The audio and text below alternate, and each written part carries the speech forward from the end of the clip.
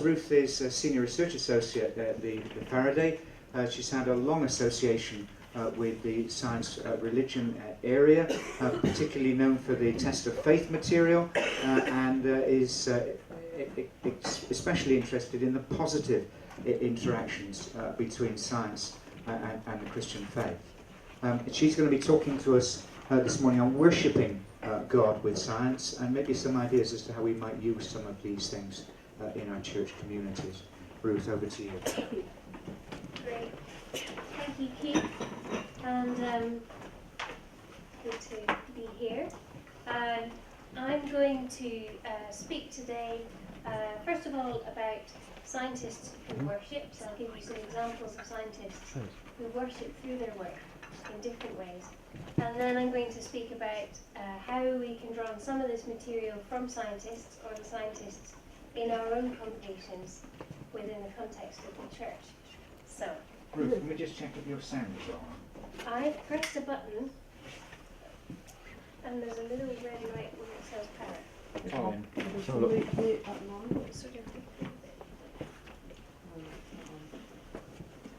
Was this a switch on the side as well? Oh, there we are. Thank you, Henry. Okay. Sorry about that. Oh, that's much better. Don't have to strain my voice.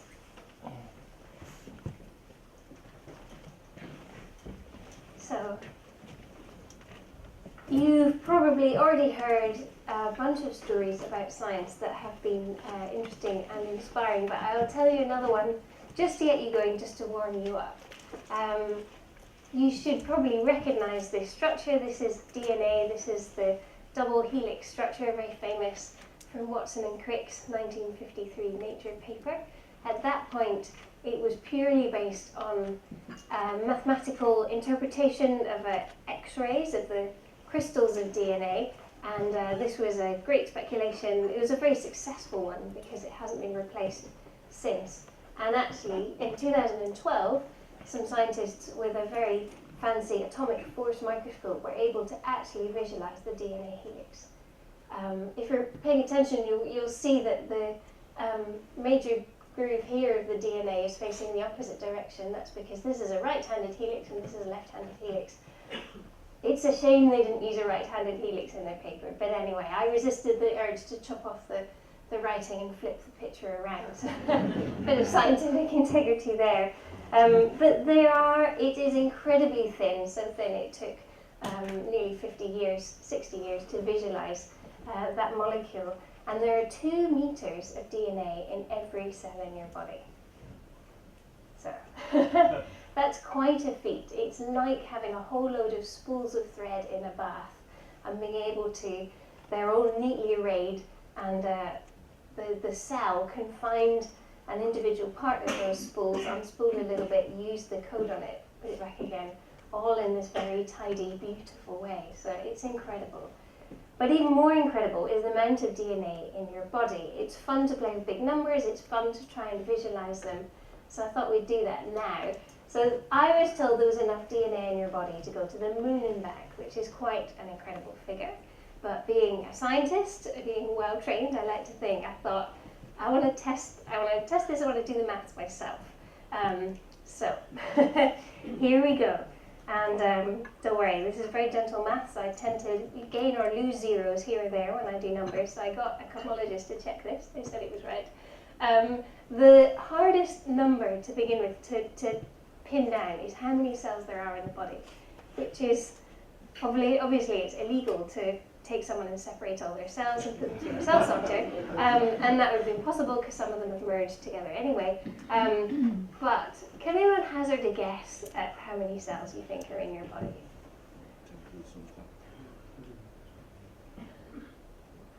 A lot. Yeah, and it's early and it's around, this is a sort of mid-range estimate, about 50 trillion. So that's 50 with 12 zeros. 2 meters of DNA, you can already kind of begin to do the math. So we've got about 100 trillion meters, or 100 billion kilometers. I'm very proud of the fact that our billions are bigger than the Americans' ones. That's about the only thing that's bigger. I've got a metric. I won't apologise for that. So the question then is how far it is to the moon. Somebody always knows this. Does anyone know? Anyone a facts and figures person? 220,000 miles. 220,000 miles. How about kilometres? Yeah, 380,000 kilometres. Yeah, well done. And so you can see that we can go to the moon and back like so many times. It's really hard to visualise. So I thought we'd take it a little bit further. How far is it to the sun? It's slightly easier because it's used as an astronomical unit. 93 million miles. Yeah, something like that. 150 million kilometres. So that's the miles version. So 150 million kilometres, 100 billion kilometres in our body. We can still go to the sun and back multiple times. So there's the maths. Anyone do the numbers? So, oh, yeah, 333 round trips. So, and if you just stretch the DNA out and let it keep going, it would take you way out beyond any of the known objects in our own solar system, beyond the influence of the sun into interstellar space. So, you let that sink in a little bit. That is the complexity of what is wrapped up inside our body. So the Bible was not wrong when it said we are fearfully and wonderfully made. And I haven't met any Christian who works in science yet who has denied that what they see in their work helps them to worship. Everyone always has an example or a story or something, and I'm sure there are people here who have a scientific background who have things that they've learned that have made them want to tell everyone. So I'll just explore what wonder is just for a little minute. Awe and wonder. Wonder, I think, is a very active feeling. It's, wanting to explore, wow, can I have a look? What is it? I didn't realise that. Sort of open-eyed exploration of the world. Whereas awe, I think, is more of a stopped in your tracks. Wow. So if you give yourself a little bit of time to think about that fact, you might be stopped in your tracks. Stood still. There can be an element of fear. The biblical use of awe is very much that kind of thing. Awe, be reverence. I mean, wonder is part of awe. There is an active side to it, but there's also a sort of stopped still, feeling very small, feeling your life is very short, perhaps, and compared to these vast timescales. And there's always an element of having to reassess what you knew before. Some kind of incompatibility in your mind that you have to kind of get your head around, something new that you have to fit into what you know. So, and I think worship happens in science when we take those moments of awe, which are usually quite rare in the lab. Anyone who's worked in the lab knows that most of it is, like any job, it's pretty mundane. But then there are moments when you see the big picture, everything comes together, or you see something especially beautiful, and you're stopped in your tracks. And as a Christian, then you can turn that around and say, wow, God, how great you are. So I'll give you a couple of examples of that. This is Jeff Hardin, who is a professor of zoology in the University of Wisconsin in Madison. And this is the creature he studies. This is C. elegans. It doesn't move this fast. This is a speeded up video. But it's used in the lab because it's very, very small. It's only about 2 millimeters long. And as you could see from that video, okay, again, there you go. You can see right through its body. It's translucent. So it's a very useful organism to study. And Jeff waxes lyrical about his work, as anyone who spent their career staring down a microscope at things does. And he has said, when you go on a hike and there's a beautiful view that not many people know about, the natural response is to want to share that with somebody. I think the same is true in science, and as a Christian, I want to share that discovery with God himself.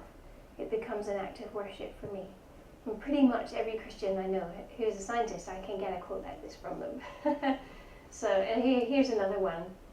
This is Rhoda Hawkins, who's a lecturer in physics in Sheffield University, and she works on cell movement in these sort of little strands that give the cell its shape and move it around. And she said that on a day-to-day basis as a scientist, you're usually involved in the details. Then every now and then you get to a point where you can step back and look at the overview and go, wow, that's actually something we're beginning to make sense of.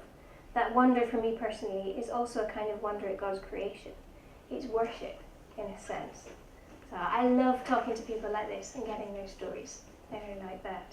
And I find in the church context, using these kinds of stories is just tremendously encouraging, because so often what we hear about science and religion is quite negative. So getting lost in wonder deepens our knowledge, and then deepens our sense of knowledge, deepens our sense of wonder. So that's another really important point to think about, is that people can worry that, gosh, if you explore this thing scientifically, you're going to lose your sense of wonder, because now you'll understand the nuts and bolts and it won't be romantic anymore and beautiful. But actually, for these kinds of people, the more they learn, the more they find out about the intricacies of the world, the deeper and more long-lasting their sense of wonder is. So then there are also the people who do science as an act of worship itself. And Johannes Kepler is a brilliant example of this. This is his supernova, one of the things that he discovered. He was an astronomer. He really saw his work as a vocation. So this was 16th century, and people then, scientists back then, had a lot more freedom to express their faith in their work. We didn't yet have the separation, professional separation between science and faith that opened up science for people who were not Christians, which I think is a very good thing. But at that time, it was possible to write prayers in your scientific publications, and a very well-known prayer that he wrote, obviously it was in Latin, this is a translation, at the end of his book, The Harmony of the World, which was about the third law of planetary motion. He wrote this: "If I have been enticed into rashness by the wonderful beauty of thy works, or if I have loved my own glory among men, while advancing in work destined for thy glory, gently and mercifully pardon me, and finally, deign graciously to cause that these demonstrations may lead to thy glory and to the salvation of souls, and nowhere be an obstacle to that. Amen." So that's great. And I mean, as a scientist and a member of Christians in Science, we've used that prayer. In fact, I think Keith has used that prayer in services that we've had. And I find that very, very helpful. Here's another example closer to home. John Ray, who was a botanist who taught at Trinity College in Cambridge. And he was the first person to compile a proper textbook, a text that contained all the plants and things in the UK. So a very serious botanist, but also a very serious Christian. And he felt that his work was definitely part of his worship.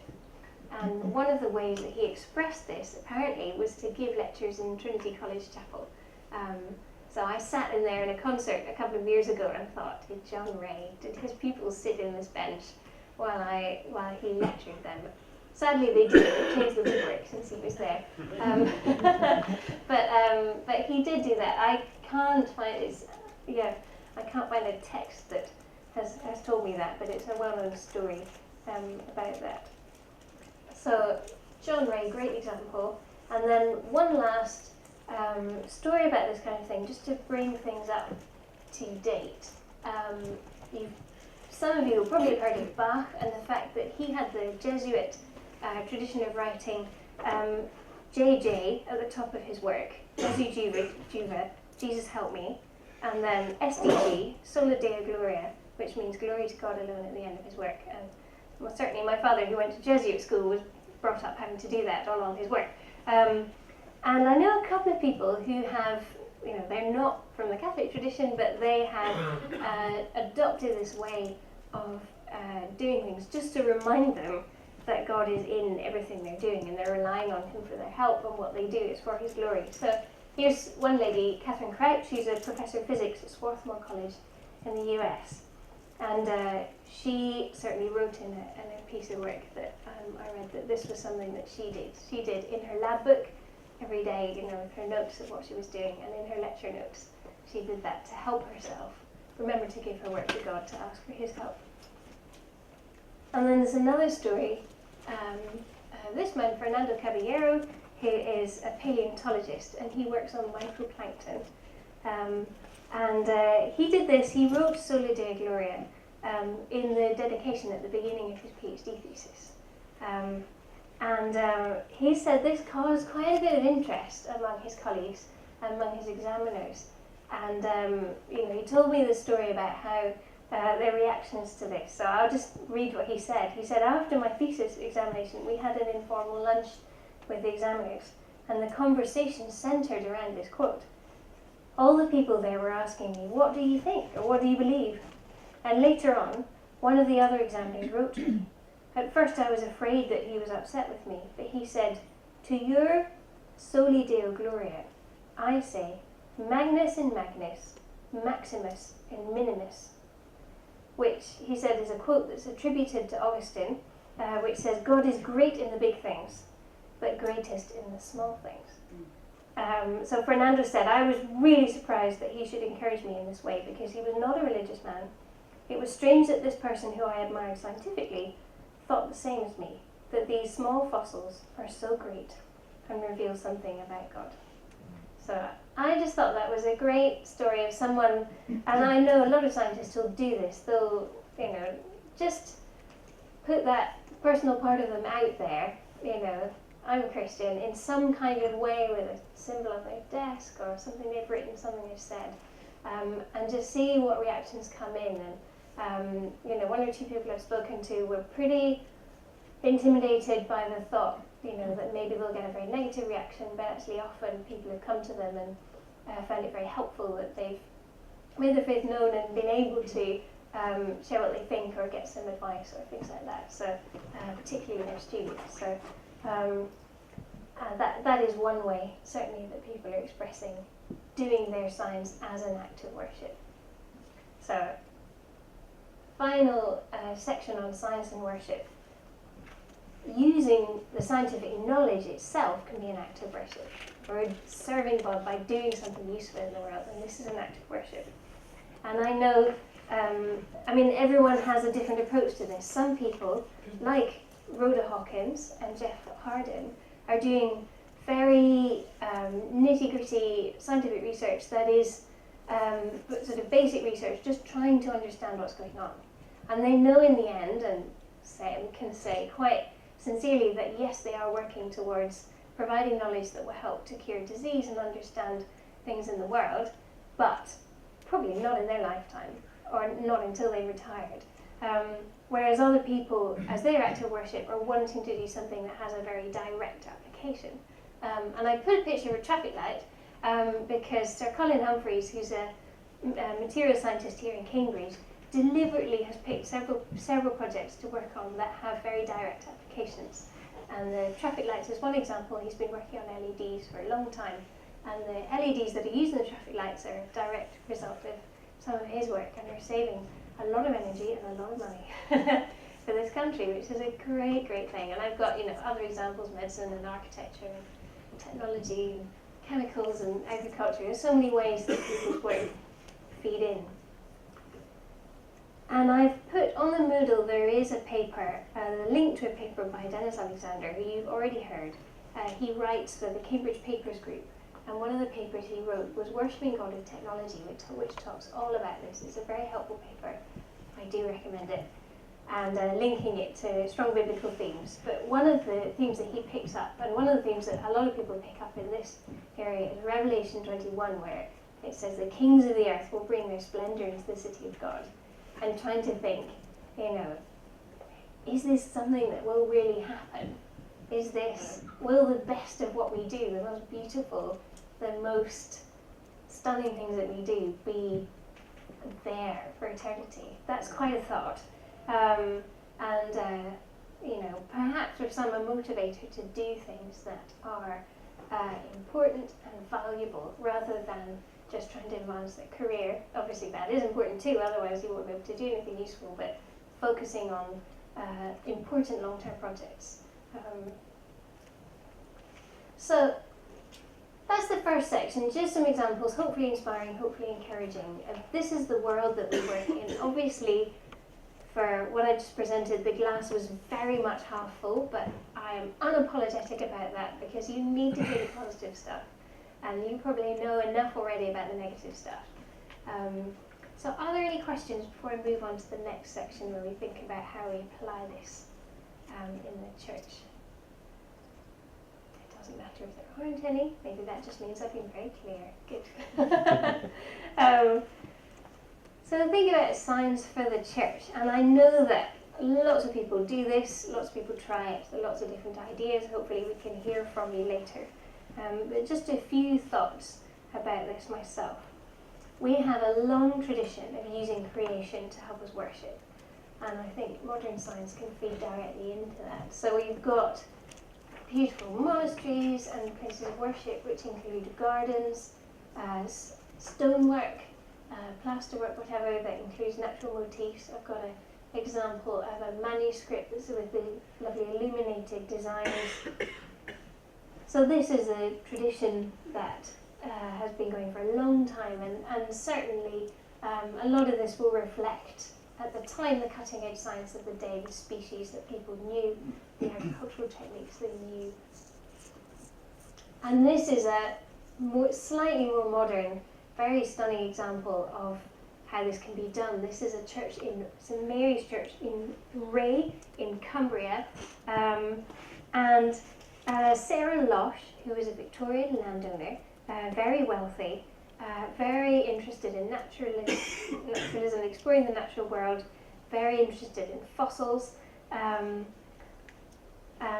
found a way to use her energies and her money by creating a church that used a lot of natural motifs. I can't show you all the images because that would involve just stealing them off a website, but you can Google St Mary's Church in Ray and have a look at those, and the whole place is just this riot of woodwork and stonework and fossils and things. The whole church, it must be very distracting to worship in.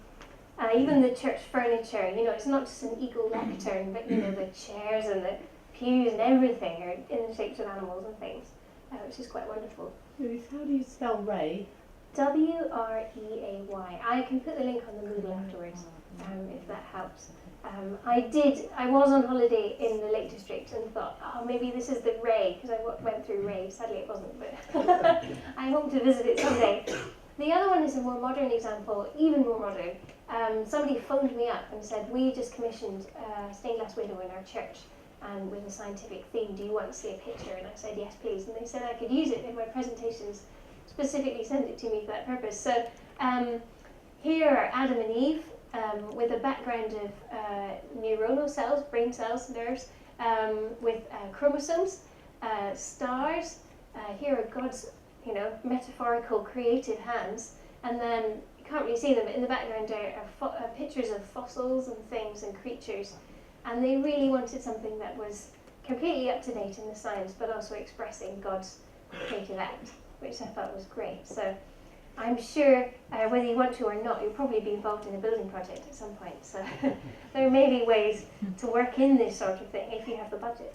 The other one is music, sung worship. The Psalms were great at expressing people's wonder and awe at the natural world. Here they are, Psalm 8, Psalm 147, Psalm 136, thinking about the stars had a beginning. They were created, they had their names, they had their places, they danced their set dances every year. This is what people knew. This was the cutting edge knowledge in Israel at the time, and obviously their neighbours in places like Babylonia were doing great things with astronomy, studying them, and they knew that. But we've gone further since then. Now we know what some of these things look like. We've sent telescopes there. And certainly you can buy devotional books with pictures like this and inspiring little, pieces of text and Bible verses. But can we go further than this? Can they inspire our worship in other ways? Here is the Hubble telescope, and the woman who is the chief scientific officer for the Hubble telescope at the moment, Jennifer Wiseman, who has spoken here at Faraday. She is a Christian, and her other job, part-time job if you like, I don't know how she manages it, but anyway, she runs the dialogue on ethics, science and religion for the AAAS, which is the organisation that publishes the leading science journal, Science. So she's heavily involved in science and religion and also in the research. And she has said, our worship of the risen Christ should acknowledge not only his victory over sin and death, but also his lordship over all time and space. In this way, scientific discovery can lift the minds and hearts of believers to a deeper level of awe and reverence for the King of Kings and Lord of Lords, who is also Lord of all creation. And I think bringing this kind of worship, thanking God for the contemporary discoveries, for what we've now learned about the universe, I think would be an interesting thing to try. So some people have tried this. Here's a couple of, Matt Redman is a proper astronomy geek. He's written a book about it with Lou Giglio.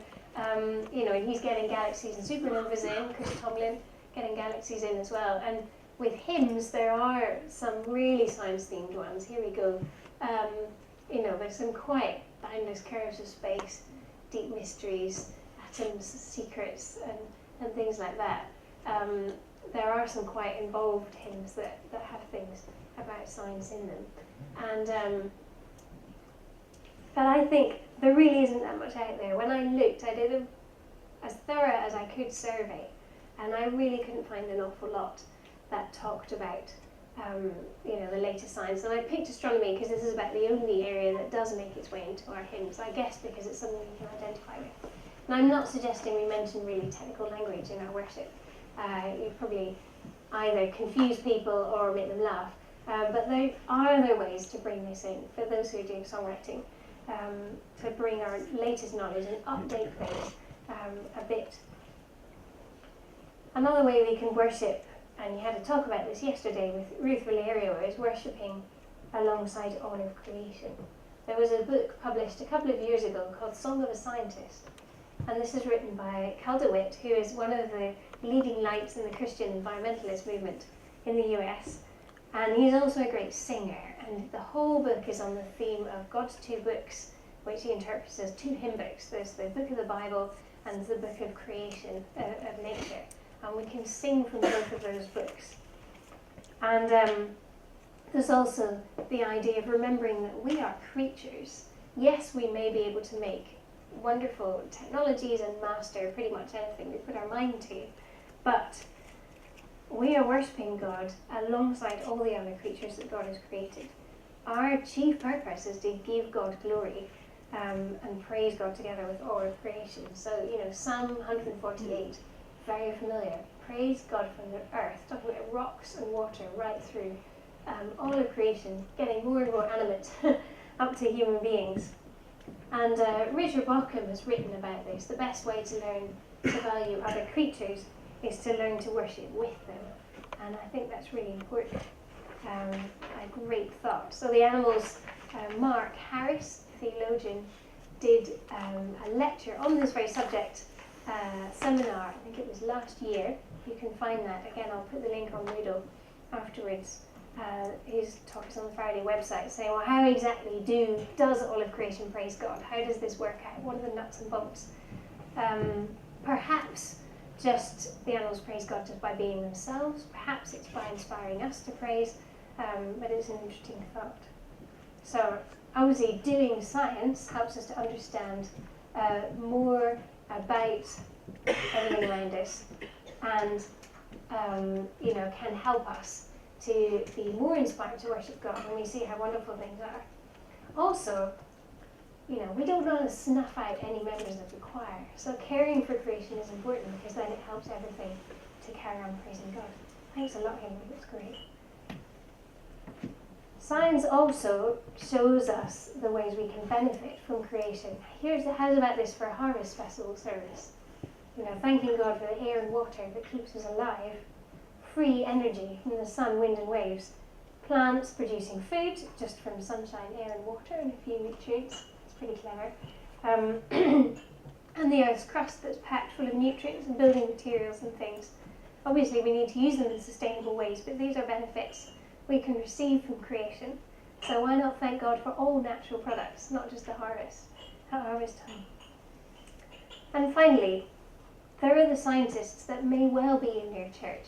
If you're not, end up being based in somewhere away from a large town, you may not have academic researchers, but you probably have science teachers and people working in industry and such like. And I've put out this picture of Bob Sluka because he's very active in trying to take his research to the church. And he's said he's a marine biologist. He studies coral reefs and the fish that inhabit them, particularly in Kenya. And he has said, I've tried to cultivate a habit of trying to translate the beauty, wonder and awe that I experience in that great wilderness, the ocean, into worship of God at various levels. Part of my role as a researcher is to take what's hidden from most people's sight under the water and let people see this amazing thing that God has done. So, and now with grant funding bodies tend to require people to tell the general public what they've been doing with their tax money. So it's great. A number of the people involved in this project, of the projects that I've been involved in, including Rhoda Hawkins, who I've mentioned already, they get involved in this kind of dialogue as part of their scientific work. So they use it as their outreach time, speaking to the church, helping people to understand how science and faith can fit together. And there is a great project called Scientists in Congregations. They've just run a series of projects in Scotland, giving churches a small grant so they can put on events, they can develop resources, they can do things, empowering scientists in their congregations, bringing in outside speakers, doing things to help people explore this area and how we use science in our work and education in the church.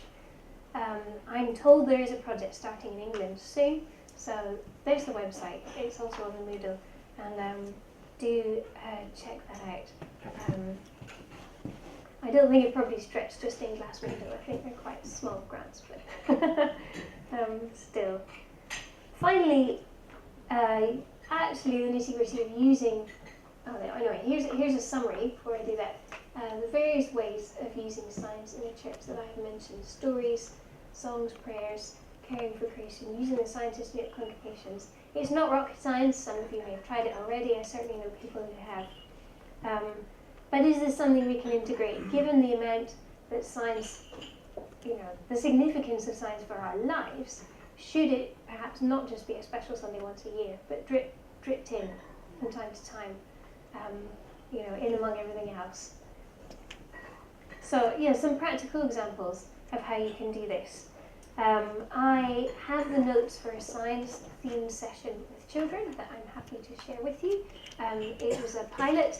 It was never completely finished, but the notes should be useful, and ideas and activities if you want them, PowerPoints and things.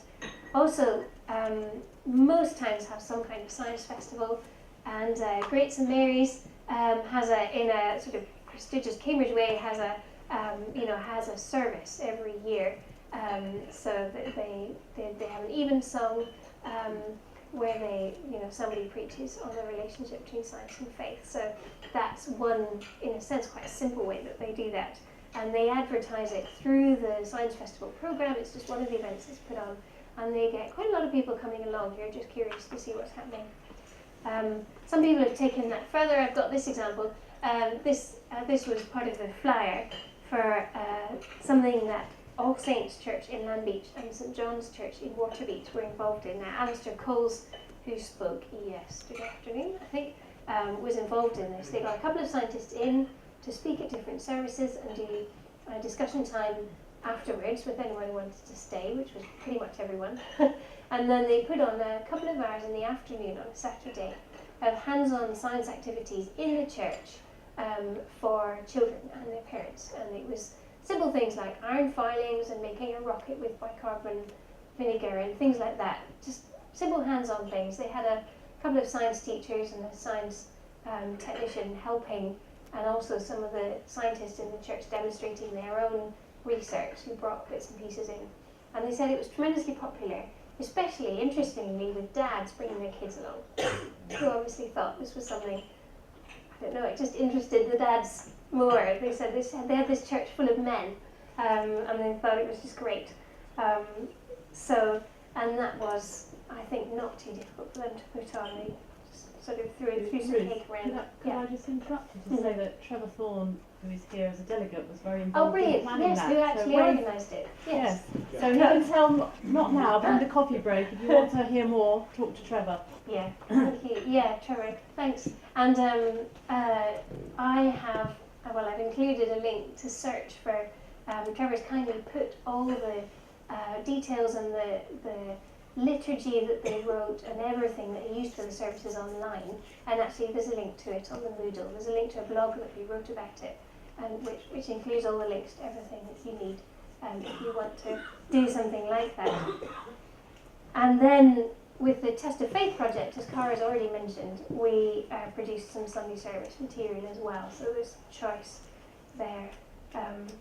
So those are just some ideas, hopefully a little bit inspiring, thinking about how you can actually get stuck into doing this. I have to thank these people for this work. I didn't do it all by myself. And these are the resources that I've been involved in developing here at Faraday, part of all the other resources that are available at Faraday. And I have thought up some questions for your discussion time now. And obviously you can ask me other questions, but I think Keith's going to lead that time. So. Okay, thank you very much, Ruth.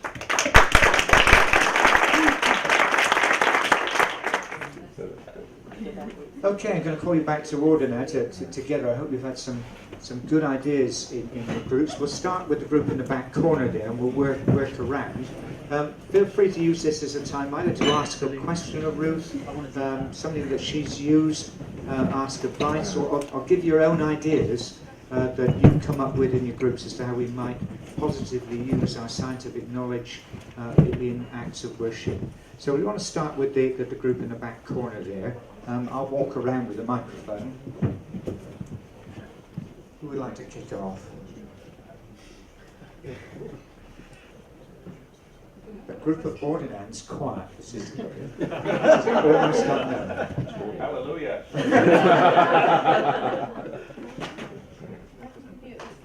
Can we move forward then? Yeah. Well, I'm in that group. Oh, you are. Fine. Renegade on the other row. Just to, not really a question, but just a thing that I've done in my sending church. We've run a course post-alpha, namely called beta, and basically we keep the theme. And part of that, we've looked at various different questions like what's the kingdom of God, prayer ministry, do all religions lead to God?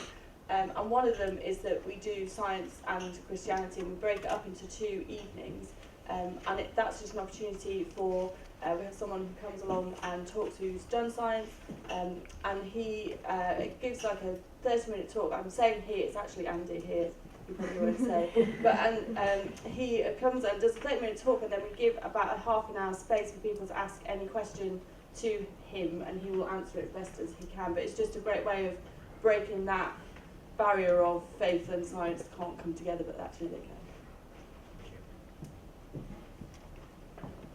Shall we move forward one group? Yeah.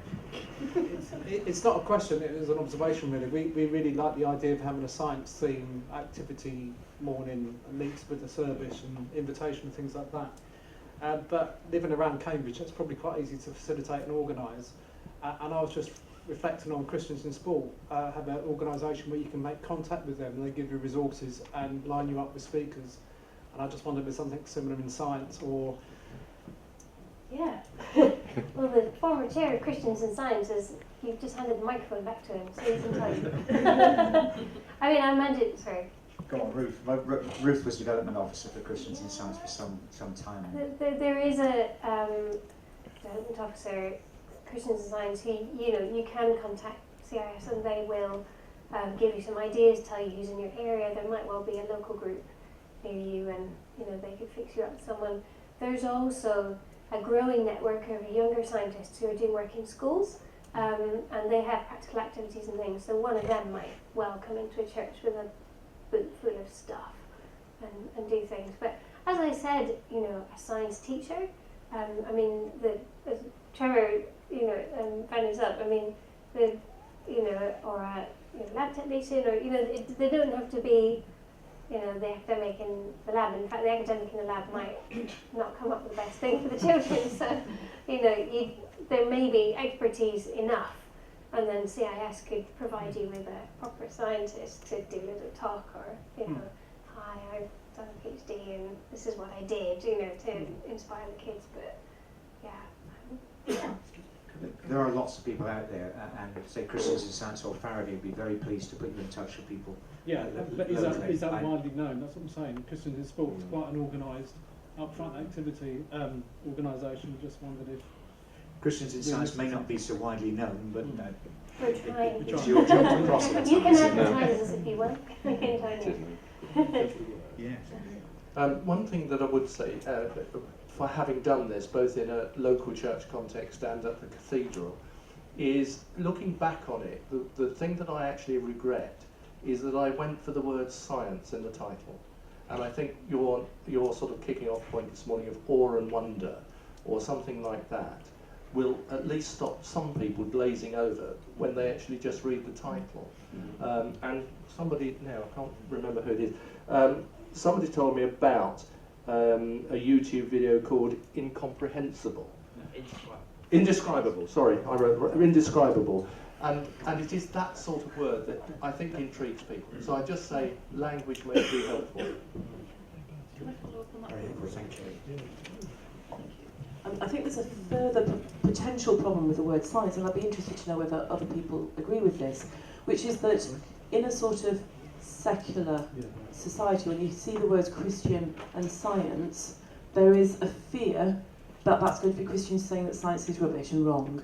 So I think we have to bear that in mind. I mean, that would be my impression, that if you put on a church activity about Christians and science, there would be a fear in the community that that would be about saying that science is wrong. So I don't know whether that's widely held or just mine. I always include something in the title of the advertising or something that will help reassure people, whether it is, you know, as Trevor said, you know, the title one. I mean, the project I'm working on at the moment is Wonders of the Living World. It's probably not enough to reassure people. I mean, I don't know, but in the blurb, I was trying to make it clear that this is, whether you use the word mainstream science or current science or the latest scientific discoveries, I try not to hype it up, because some of the weird stuff is very hyped up and claims that scientists are the top scientist and the best expert in the whole world, which is usually for me a sign that this is young earth creationism that's being advertised, and also claims that there's something wrong with the mainstream science, that it doesn't, or that there's an attack. So all that kind of language, that's why I tend to stay positive, is to say it's brilliant, what's being done is brilliant. Yes, we need good philosophy of science, and to realise that it's a work in progress, but you know, very effective, you know, kind of thing. I don't know how other people would approach that, but Come out of the sequence of the groups, but I can see some hands going up for comments on that. Yeah, it's slightly different because we it wasn't billed as a science evening, and it was actually for kids. But we had a light fantastic party, so like the alternative to Halloween parties, and a group of us that kind of had a sort of drama ministry within the church were asked to do something, and we basically, you know, following the theme of light, there was a blackout, for want of a better word. We tried to create light in different ways, so we used like a potato battery, and we used a different way of generating kind of small, you know, electrical charge to power this tiny little light. Obviously, with the whole theme was, you know, Jesus, the light of the world, but using those kind of really basic science to get the kids excited, and I think just that was really effective in showing the kids that science isn't scary, science isn't bad within the church. Actually, can be really good fun, and they really responded well to it. and it doesn't have to just be this is the science section. It's just in what you do, which I think is great. I'll pick up on the same thing. I've got a fairly modern stained glass window in my church, which can easily be interpreted as the double helix of DNA, which is quite a conversation starter. I've used all sorts of stuff. I've used chemistry of photosynthesis to think of the wonders of creation. My church had put up with me for 13 years and quite used to me sort of throwing in science into sermons on a regular basis. When we did the Harvest Festival, for example, we're thanking God for bread, and then we sort of, well, where does bread come from? Where do the molecules come from? It ended up with sort of supernova. Thank God for stars, yes. And just using slides and things, and it was just great. And we really got people interested in talking. Yeah.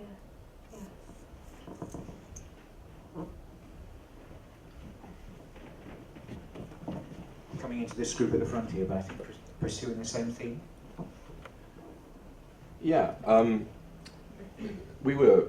It's picking up the comment that you said before. Is that normally when the church has something with science, it says, people think, we've got a young Earth creationist agenda here, and I'm just wondering whether part of what's come out of this whole course is that as a church we need to actually get much more on the front foot with science rather than on adopting a defensive posture. And I was thinking that we were talking about the fact that you've got what's his name, Brian Cox. It's early, haven't had enough coffee yet. Brian Cox, talking about the wonders of creation and eulogising about the wonders. You look at the whole Soviet era art, all about splitting the atom and putting a man on the moon and all this sort of thing, and it seems that actually the whole science agenda that has been hijacked by people with more of an atheistic or a scientistic viewpoint than Christianity. Maybe we need to get back onto the front foot. And I was actually thinking about some of the activities and the things you're talking about for science teachers, but maybe even going right back into the primary school. And the number of conversations I've had with primary teachers in our church who are desperate for credible, sort of academically respected Christian perspectives on science that they can actually teach in their classroom, as opposed to, because it does tend to be, people's perception is it does tend to be the young earthers who are doing it. So the Wonder Project is a brilliant source of materials for primary schools. It's a whiteboard resource with videos. Science and Religion in Schools Project is another source. And then there's also the Faraday Schools. And all of those linked on the Faraday website, as far as I can remember. Again, I'll put them on the Moodle, I'll try to remember afterwards. There's some great resources out there.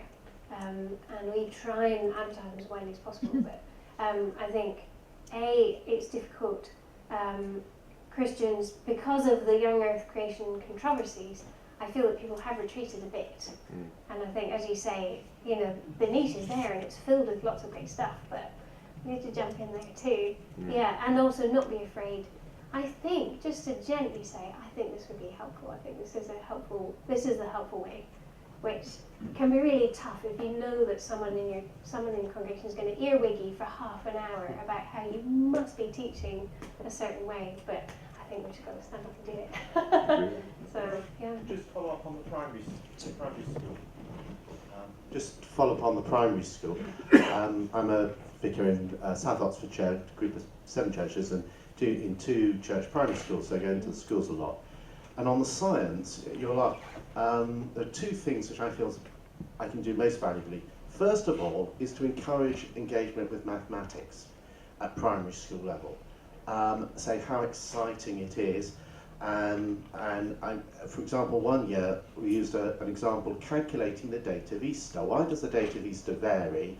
And so work with the senior class here, working out a bit of applied mathematics, etc.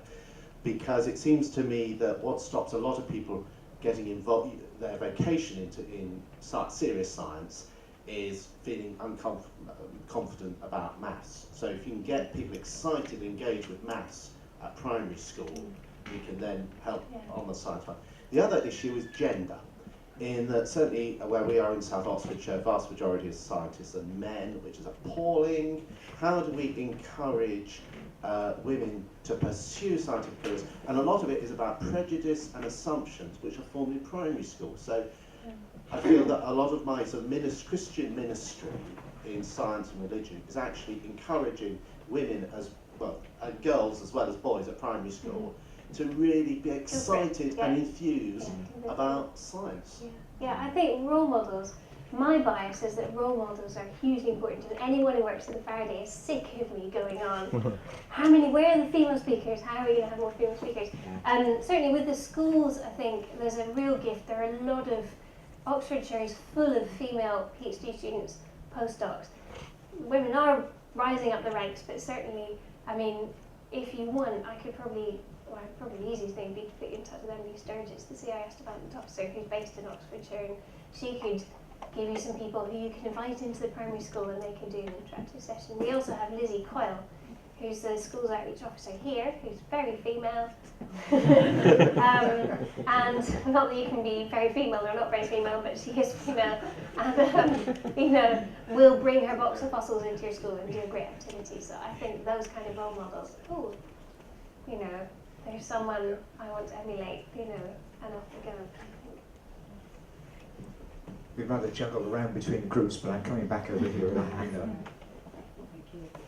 I've developed a term's worth of Sunday school lessons that are based around science experiments, the sort of ones that you can do at home and in Sunday school. And that's always very popular. I want to see those, please.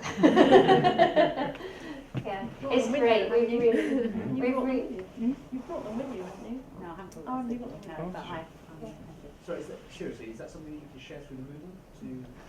I doubt it. I'm not British.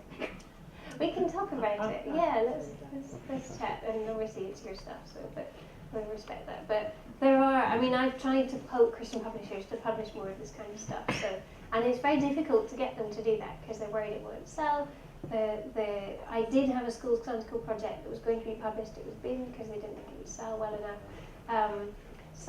But if you do have publishing contacts or you end up working in publishing, don't forget. We need more stuff for young people published in the, all these series of Sunday school materials and things. A question for you.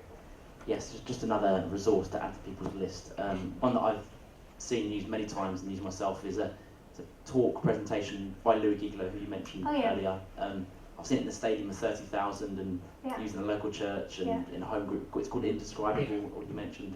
If you look on YouTube, you can buy the DVD, which is better, but you can. It's about a 45-minute talk, which similar to how you started. It goes through different images from the Hubble telescope, and it starts where people are at, and it includes the incarnation at the end. It's amazing, and it's quite an evangelistic presentation. Yeah, and he's done 3, and he's worked with Matt Redman, the songwriter, and they've done a book. I think that's the Indescribable book. And then Jennifer Wiseman has been in touch with him, who I mentioned. They met at a conference.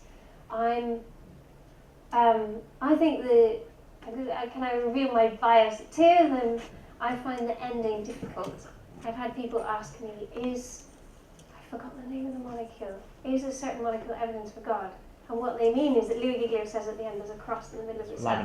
And laminin. And I know he means to him it's a symbol of God's grace or whatever, but I think he's not very clear on that. So people come and thinking, there's proof of God in the middle of the cell. And I'm like, oh, my shoelaces are in a cross too, is that proof of God? But I know what he means. I just thought he didn't express it very consciously. But with that proviso, I think he's absolutely brilliant at explaining things and getting people excited. He did the last one he did. Interestingly, he talks about his own experience with depression, which I thought was very, very helpful. And his conclusions to that video I am very happy with. I've forgotten the name of it. It's another one. Before that, I've forgotten the name. That doesn't. The Laminin one is quite controversial. Symphony. Yeah. Symphony is the one I really like. The Indescribable presentation isn't so controversial. He does a great job. Yeah. He does a great job. Our time for questions is nearly finished. Is there, and we moved around the groups, is there any issue that came up in any of the groups that we haven't touched on? We talked a lot about resources and way for helping each other. Were there any questions within any of the groups that we have not dealt with on maybe a different issue? And I can see a hand here. I'm going to put Rachel on the spot again to ask her a question because I thought it was a brilliant one. It wasn't a question. It was more that I was really inspired by all the science that we've heard this weekend and using it in the church. But I'm currently placed at Downing College, where there's a lot of students doing different sciences, and so tiny bit intimidated to actually mention science in a preach. As a non-scientist. As a non-scientist. So, any inspiration, ideas? You can affirm, I think there is, I don't know if it's a gender bias, but I feel it as well when I'm not an expert in the subject, I'm less likely to talk about it. But go for it. You can, mug up a topic, it doesn't have to be long. Affirming someone else's work, go for it. Yeah, and I think anything that's going to be for the general public has to be at an understandable level anyway, so you can't go into too much detail anyway. So I would just say, find your way doing it with the provisos, whenever I'm not a scientist, but I thought this was exciting and, affirming the students, doing something that affirms what they do, I think is really important. Yeah. Could I just add Yeah. in something? Because I am a non-scientist who finds herself in the position of sometimes having to sound as if I know something about science. But my perspective would be that scientists who are Christian need good theology. And I've so often heard people who are scientists, sometimes quite senior even, talking about their science, and they're very, very competent to talk about it. But when they come onto the sort of more theological aspects of what they believe, all they can say is, well, I'm a Christian, I believe the Bible or whatever. And I think the role of somebody in a position like a college chaplain is actually to help with that theological side of understanding and helping them to think through what Christian doctrine means in the context of their science. And you might not be able to address the specific science, but you can at least help with the other side of it. So I would encourage you to see your role in that way more. The more it's a partnership, the better, I think, between the scientists and the theologians. I think it's time to move on. Before we do so, can we thank Ruth for